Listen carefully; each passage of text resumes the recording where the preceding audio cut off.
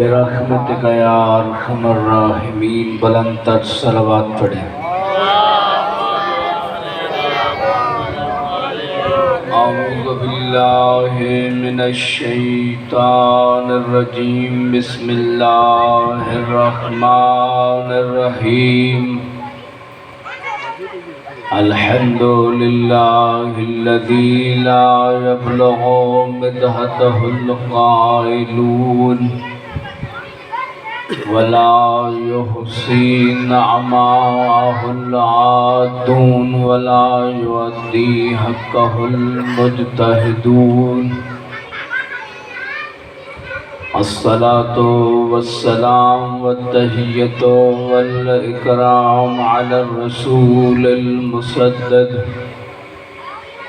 المصطفى الأمجد المحمود الأحمد حبیب الہ العالمین ابو القاسم محمد۔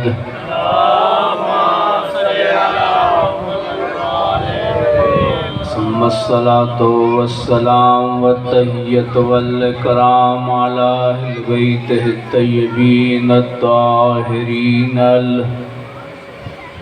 المعصومین المنتجبین المنتخبین، لا سیما بقیت اللہ فی الارضین۔ روحی و ارواح العالمین لتراب مقدمہ الفداء۔ امام کی ذات پہ صلوات پڑھیں۔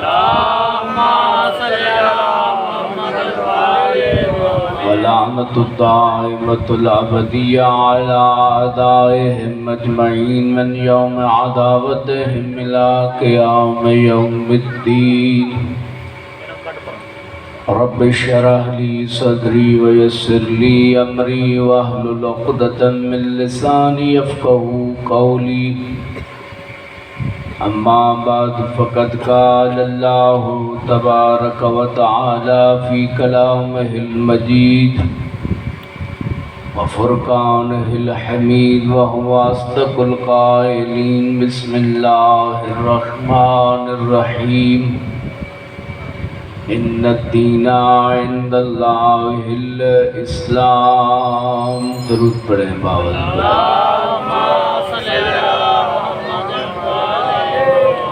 نعرہ تکبیر۔ ماشاءاللہ کافی تعداد میں مومنین موجود ہیں اور آواز بہت دھیمی ہے، بہتر انداز سے نعرہ تکبیر، اس سے اور بہتر نعرہ رسالت، نعرہ رسالت، دونوں ہاتھ بلند کریں، نعرہ حیدری، حیدری، حسینیت، یزیدیت۔ ایک صلوات پڑھیں باوز بلند۔ محترم سامعین و اہل علم حضرات، خالق کائنات نے جس دین کو پسند کیا ہے اس دین کا نام ہے اسلام۔ قرآن میں ارشاد فرمایا ان الدین عند اللہ الاسلام، اللہ کا پسندیدہ دین دین اسلام ہے، اور اللہ کی خواہش یہ ہے کہ میرا ہر بندہ اسی دین اسلام کو پسند کرتے ہوئے اس کی اطاعت کرے۔ ہر بندہ اسلام پر چلے تاکہ وہ دنیا میں بھی کامیاب ہو جائے اور آخرت میں بھی کامیاب ہو جائے۔ دین اسلام ہی وہ دین ہے جس سے انسان کو دنیا اور آخرت کی سعادت نصیب ہوتی ہے۔ دنیا میں بھی کامیابی اسلام کی وجہ سے ہے اور آخرت میں بھی کامیابی اسلام کی وجہ سے۔ اسلام وہ آفاقی دین ہے جو مکمل ضابطۂ حیات ہے۔ اسلام پر چل کر ہی انسان بنتا ہے۔ اور شریعت پر چل کر ہی انسان انسان بنتا ہے، طریقت پر چل کر ہی انسان انسان بنتا ہے۔ اگر کوئی انسان بننا چاہے تو اسے اسلام پر چلنے کی ضرورت ہے۔ تو اللہ کا پسندیدہ دین ہے، تو اللہ کی خواہش بھی یہ ہے کہ میرے بندے بھی اسی اسلام کو پسند کریں۔ کیا بہتر ہو جائے اگر بندہ بھی اسلام کو پسند کر لے تو اللہ اور اس کے بندے کی پسند ایک ہو جائے گی۔ اللہ بھی بندے کو اسلام کو پسند کرے اور اس کا بندہ بھی اسلام کو ہی پسند کرے۔ لیکن عزیزان من، اسلام ایک ایسا دین ہے، جہانی دین ہے، جس کو اللہ نے پسند کیا اور اس کی ترویج کے لیے 1,24,000 انبیاء کو نازل فرمایا، ارسال فرمایا، مبعوث فرمایا۔ آدم آئے اسی اسلام کے لیے، نوح آئے اسی اسلام کے لیے، موسیٰ آئے اسی اسلام کے لیے، عیسیٰ آئے اسی اسلام کے لیے، اور محمد مصطفیٰ صلی اللہ علیہ وآلہ وسلم تشریف لائے اسی اسلام کو تبلیغ اور نشر کرنے کے لیے۔ دیکھیں، اسلام، انسان جب اسلام پہ چلتا ہے تو ایک اس کی منزل اسلام نہیں ہے، کچھ راستے ہوتے ہیں جو اسلام کی طرف لے کر جاتے ہیں۔ اسلام ہدف ہے، منزل اور ہے، ہدف اور ہوتا ہے۔ منزلیں، راستے بدلتے رہتے ہیں لیکن ہدف چینج نہیں ہوتا۔ جیسے حسین مظلوم کربلا نے مدینہ سے لے کر کربلا تک کئی منزلیں طے کی لیکن ہدف کربلا تھا۔ ہدف تبدیل نہیں ہوا، ہدف اسلام کی بقا تھا، ہدف حسین کا تبدیل نہیں ہوا۔ منزل اور ہوتی ہے، ہدف اور ہوتا ہے۔ شریعت پر چلنا، طریقت پر چلنا، یہ ساری کی ساری منزلیں ہیں، ہدف ہے اللہ کے ذات میں فنا ہو جانا۔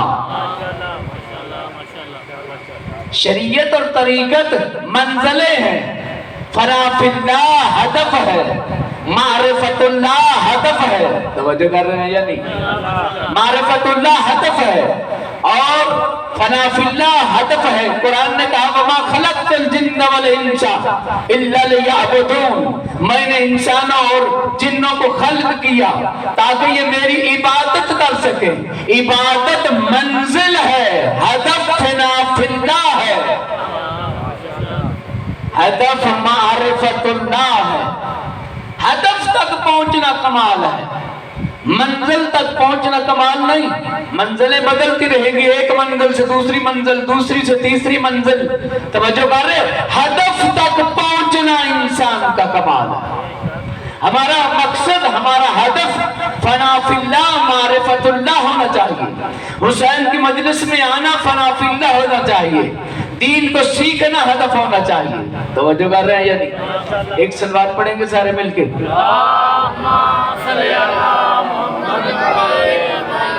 جیسے منزل اور ہدف میں فرق ہے، ایسے ہی علم اور عمل میں فرق ہے۔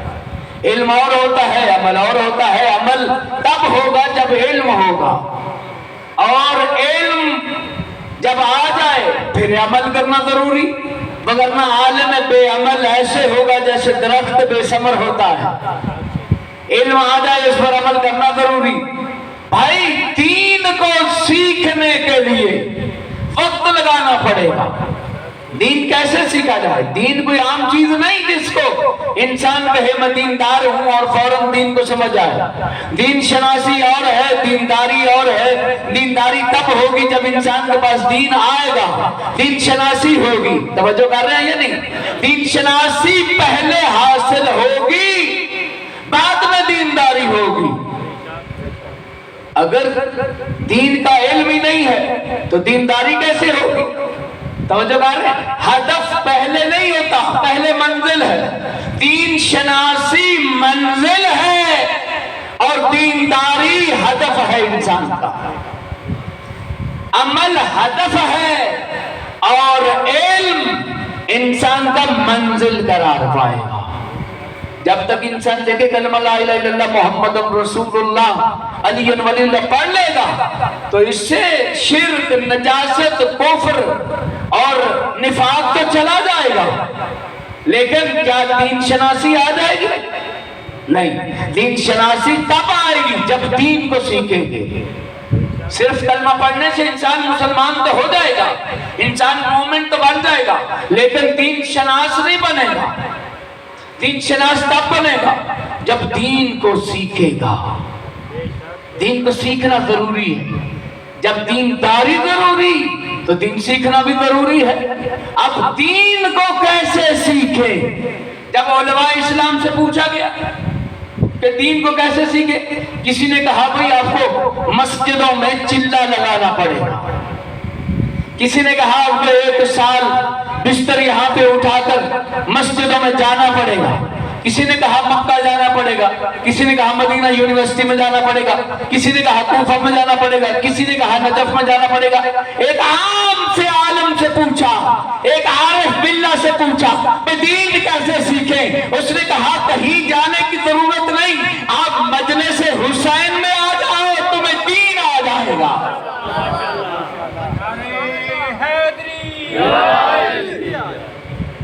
تمہیں دین شناسی آ جائے، کیونکہ حسین کی مجلس یونیورسٹی ہے، حسین کی مجلس میں تاریخ ہے، حسین کی مجلس میں قرآن ہے، حسین کی مجلس میں محمد مصطفیٰ کا فرمان ہے، لیکن شرط یہ ہے مجلس حسین میں آنے والا، منبر پہ آنے والا جاہل نہ ہو، عالم ہو۔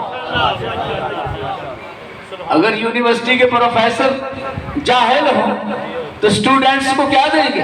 جہالت سکھائیں گے؟ پروفیسر وہی کامیاب ہے، اس کے سٹوڈنٹ پڑھے لکھے نکلیں گے یونیورسٹی سے جو پروفیسر خود پڑھا لکھا ہو، جو ایکسپرٹ ہو اپنے اس مضمون میں، سبجیکٹ میں۔ اگر ممبر پر آنے والا جاہل ہو تو مجمع کو جہالت دے گا، علم نہیں دے گا، دین نہیں سکھائے گا۔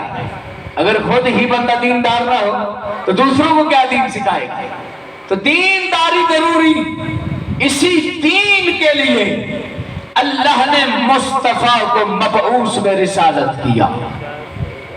40 سال کی عمر میں میرے رسول نے اعلان کیا ہے، نبی نہیں بنے۔ یہ ہماری مساجد سے، ہمارے اداروں سے غلط بیان کیا جاتا ہے کہ محمد مصطفیٰ 40 سال کی عمر میں نبی بنے۔ نہیں، محمد مصطفیٰ نے 40 سال کی عمر میں اعلان نبوت کیا ہے، وگرنہ پیغمبر کا اپنا جملہ ہے کنت نبیا وآدم بین الماء والطین۔ ابھی آدم کی تخلیق نہیں ہوئی تھی، مصطفیٰ نبی تھے۔ نعرہ تکبیر، اللہ اکبر، نعرہ رسالت، یا رسول اللہ، نعرہ حیدری۔ نبی نہیں بنے، نبوت کا اعلان کیا۔ جیسے حدیث قدسی میں آتا ہے کنتو کنزا مخفیا، کہ میں ایک چھپا ہوا خزانہ تھا۔ جب تھا بھی نہیں تھا، جب زمان نہیں تھا، مکان نہیں تھا، کوئی شے نہیں تھی، اللہ کا وجود تھا اور اللہ کا وجود رہے گا، وہ ہمیشہ سے ہے، ہمیشہ رہے گا۔ لیکن اللہ نے اپنی الوہیت اور ربوبیت کو بیان کرنے کے لیے کہا کنت کنزا مخفیا، میں ایک چھپا ہوا خزانہ تھا۔ اسی کنت کو مصطفیٰ نے کہا کنت نبیا۔ اللہ نے اپنی ربوبیت اور الوہیت کا اعلان کرتے ہوئے کہا کنت نبی، کنت کنزا مخفیا، اور مصطفیٰ نے اپنی نبوت کا اعلان کرتے ہوئے کہا۔ اس کا مطلب یہ ہوا کنت اعلان کے لیے آ رہا ہے، کنت کنزا مخفیا کنت نبیا وآدم بین الماء والطین۔ یہی وجہ ہے جب مصطفیٰ نے اصحاب کے مجمع میں اعلان کیا کنت نبیا وآدم بین الماء والطین، اصحاب نے آپ کی طرح چپ چاپ ہو کر، چپ چاپ ہو کے، جیسے آپ بالکل چپ ہے نا، اسی طرح چپ چاپ ہو کر پیغمبر کے اس فرمان کو سن لیا۔ میرے مصطفیٰ نے پھر اعلان کیا کنت نبیا وآدم بین الماء والطین، اصحاب نے پھر سنا، پیغمبر نے پھر کہا، اصحاب نے پھر سنا، بار بار پیغمبر اعلان کر رہے تھے کنت نبیا وآدم بین الماء والطین، اتنے میں مسجد کا دروازہ کھلا، علی داخل ہوئے، علی نے سینے پہ ہاتھ مارا اور کہا کنت ولیا وآدم بین الماء والطین، میں اس وقت ولی تھا جب آدم مٹی اور پانی کے درمیان میں تھا۔ ایک بلند آواز سے نعرہ لگائیں تاکہ مجھے پتا چلے میں پڑھ رہا ہوں۔ نعرہ حیدری، ایک صلوات پڑھیں بآواز بلند۔ یا رسول اللہ،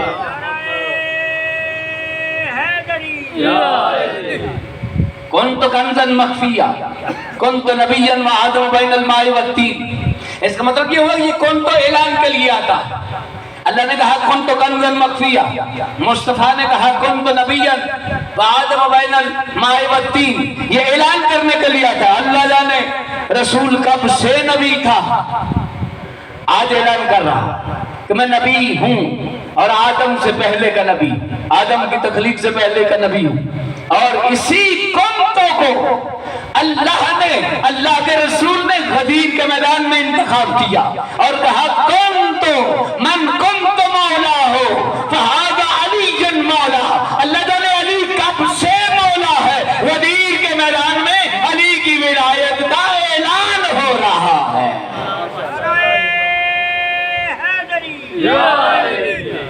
یہ نوجوانوں کے لیے عبرت ہے کہ بزرگ نعرہ لگائیں اور جوان بیٹھے رہیں۔ ایک صلوات پڑھیں سارے مل کے۔ اور علی کا نام لینے میں کوئی عمر کی شرط نہیں ہوتی، جس کے دل میں علی کی محبت ہوتی ہے نا وہی زبان سے بولتا ہے۔ ایک صلوات کا سہارا دے مجھے فلان اسی دین کے لیے اللہ نے محمد مصطفیٰ کو مبعوث میں رسالت کیا۔ اور کب مبعوث میں رسالت کیا؟ نسیم شاہ صاحب 27 رجب کو۔ بہت سارے لوگوں کو یہ بھی نہیں پتا کہ 27 رجب کو ہوا کیا۔ 27 رجب کو بہت بڑی مسلمانوں کی سب سے بڑی عید ہے، جس عید کی وجہ سے باقی ساری عیدیں میرے مصطفیٰ نے جب اعلان رسالت کیا تھا، بھئی دیکھیں کیوں اعلان رسالت کیا، کیوں مصطفیٰ کو بھیجا؟ دین کے لیے۔ بولے یار، دین کے لیے۔ آدم آئے دین کے لیے، موسیٰ آئے دین کے لیے، عیسیٰ آئے دین کے لیے، لیکن ان سارے انبیاء کے آنے کے ساتھ دین مکمل نہیں ہوا۔ آدم آئے دین مکمل نہیں ہوا، عیسیٰ آئے دین مکمل نہیں ہوا، موسیٰ آئے دین مکمل نہیں ہوا، یوسف یعقوب آئے دین مکمل نہیں ہوا، 1,24,000 انبیاء آئے دین مکمل نہیں ہوا۔ ادھر مصطفیٰ آئے، 23 سالہ محنت کی، غدیر کے میدان میں پہنچے، علی کی ولایت کا اعلان کیا، ادھر سے حکم آیا الیوم اکملت لکم دینکم، آج کے دن دین مکمل ہو گیا۔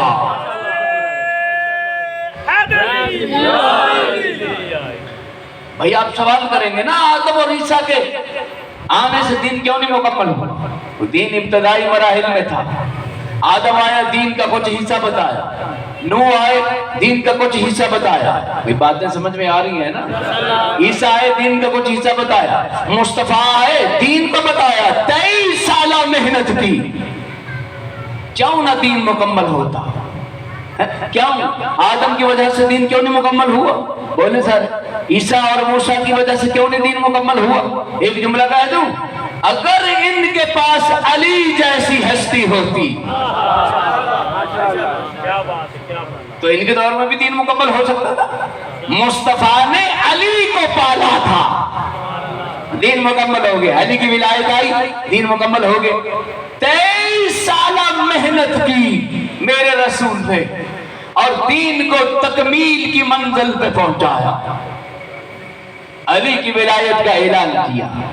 ایسا اعلان ہوا کہ جس کی وجہ سے اب نبوت کی ضرورت ہی نہیں رہی۔ اب قرآن کو کہنا پڑا ما کان محمد ابا احد من رجالکم ولکن رسول اللہ وخاتم النبیین، محمد تمہارے مردوں میں سے کسی کا باپ نہیں ہے، وہ خاتم النبیین ہے، وہ خاتم النبیین، دین مکمل، نبوت مکمل، رسالت مکمل، امامت کا باب شروع۔ جب قادیانیوں سے مناظرہ ہوا تھا نا تو سارے علماء جتنے بھی اس دور کے تھے، بھٹو کے دور میں، تو کسی سے مناظرہ جیتا نہ گیا، سب ہار رہے تھے۔ تو جناب بھٹو صاحب نے پوچھا مولانا یہی جو ہمارے مولانا فضل الرحمان صاحب ہیں، یہ پی ڈی ایم والے کیا ہیں وہ شخصیت، تو ان کے باپ سے پوچھا بھئی اب کیا کریں، مناظرہ تو ہار رہے ہیں، قادیانی جیت رہے ہیں۔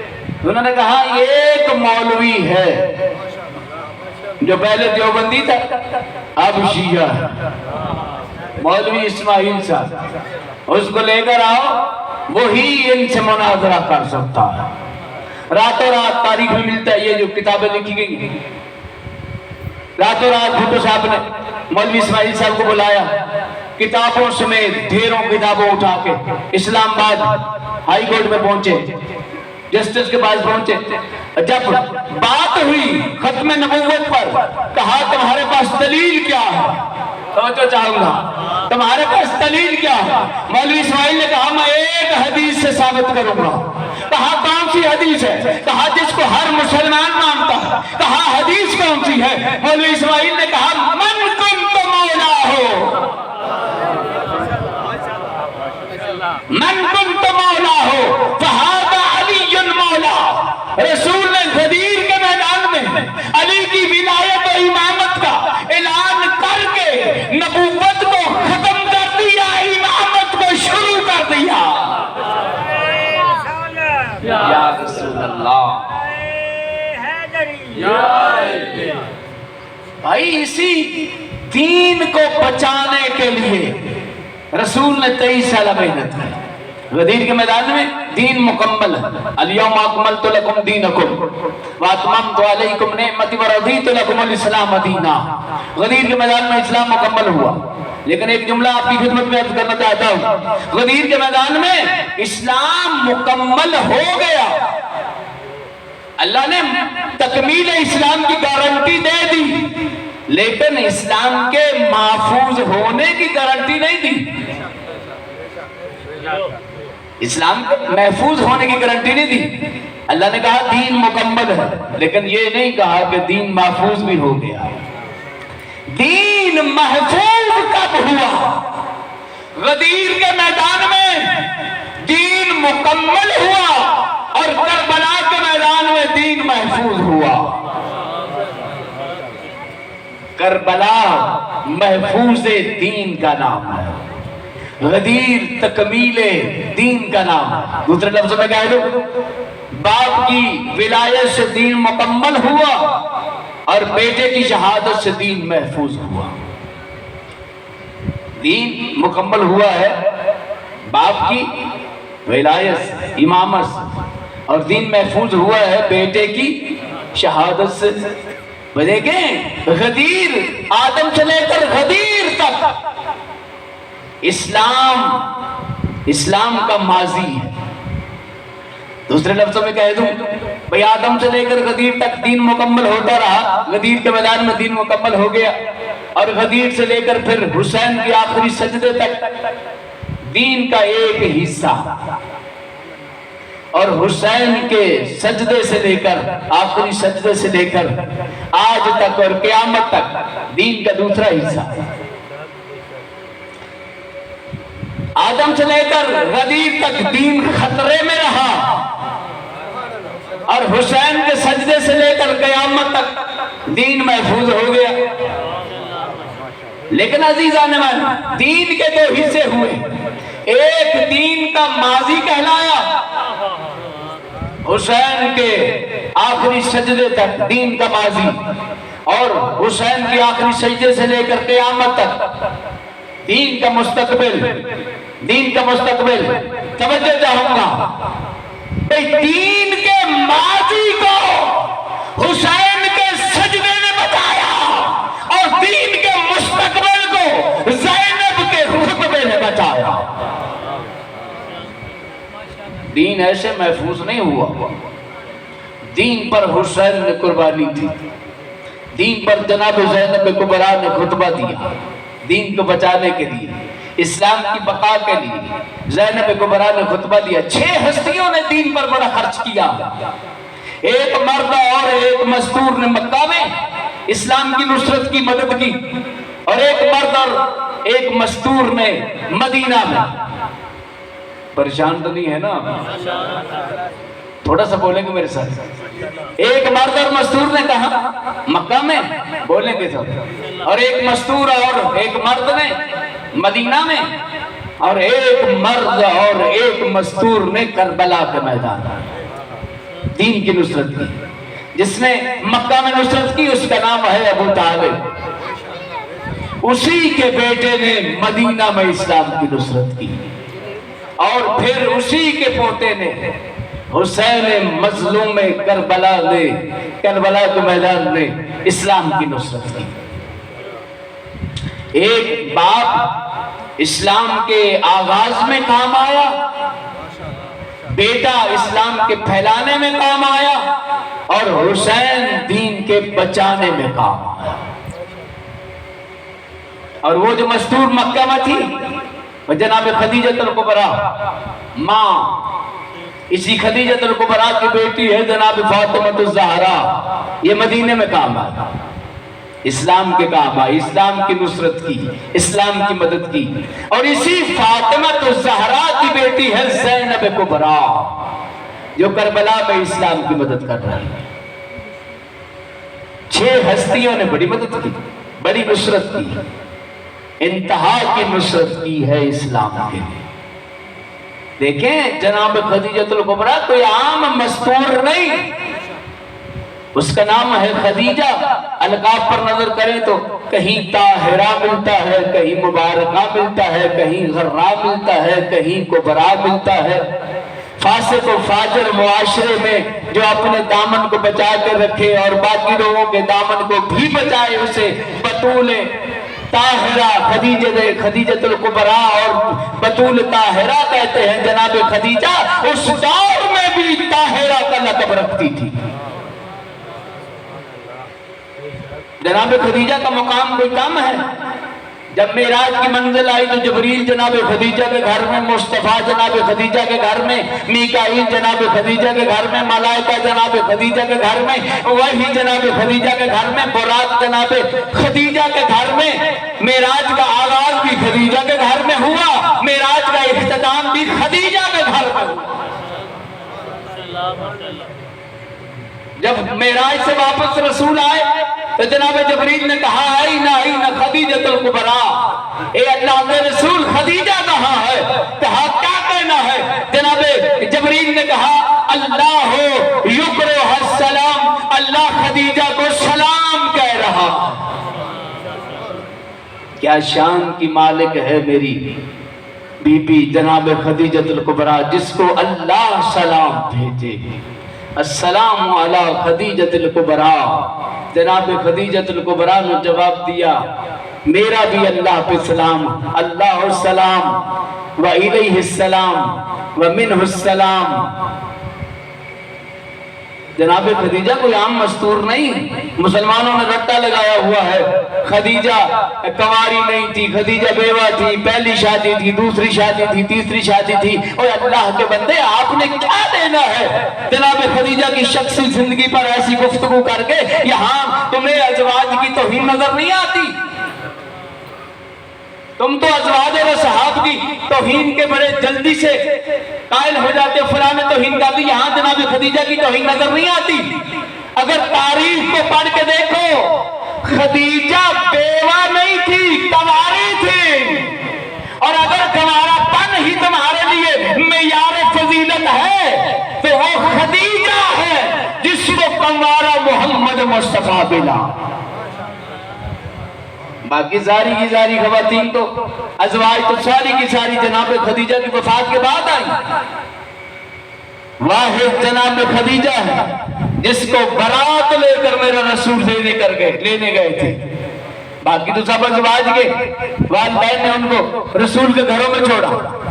جناب خدیجہ الکبریٰ کا مقام بلند والا ہے، عجیب مقام ہے جناب خدیجہ الکبریٰ کا، بیٹی فاطمہ الزہرا اور پوتی ہے زینب کبریٰ۔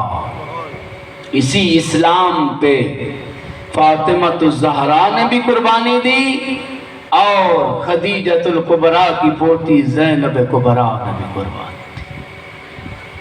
28 رجب کو حسین نے مدینہ چھوڑا، 27 اور 28 کی درمیانی رات میں حسین نانا کی مزار میں آئے، نانا کی قبر کو، تعویذ قبر کو سینے سے لگایا، لگانے کے بعد رو کے کہتے ہیں نانا تیری امت مجھے رہنے نہیں دیتی، نانا میں تیرا مدینہ چھوڑ رہا، نانا اگر ہو سکے نا تو مجھے ابھی اپنی قبر میں لے لے، میں دنیا میں واپس آنا نہیں چاہتا۔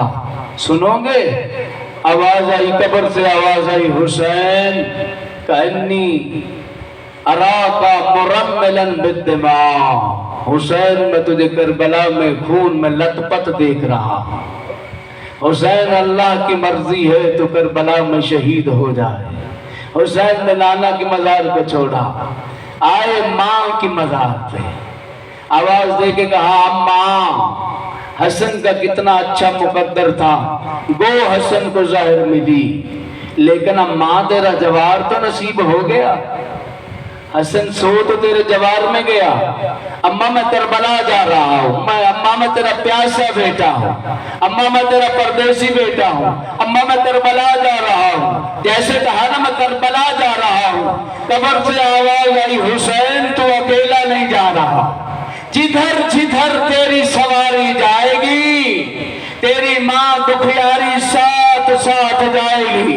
حسین نے مدینہ چھوڑا، زہرا نے بقیہ چھوڑا، حسین مکہ پہنچے، زہرا بھی ساتھ ساتھ جا رہی ہے، حسین کربلا میں قدم رکھ رہے ہیں، زہرا بھی ساتھ جا رہی ہے، محرم کے ایام گزرتے رہے، شب عاشور آئی، حسین نے خیمہ چھوڑا، اچانک جب اپنی مقتل گاہ کی طرف پہنچے، اچانک حسین نے گفتگو کرنا شروع کی، صحابی پوچھتے ہیں مولا آپ تو اکیلے آئے تھے، آپ کس سے باتیں کر رہے ہو؟ میرے مولا کی آواز ہے میری اماں مجھے ملنے آئی ہے۔ الا ولعنت اللہ علی القوم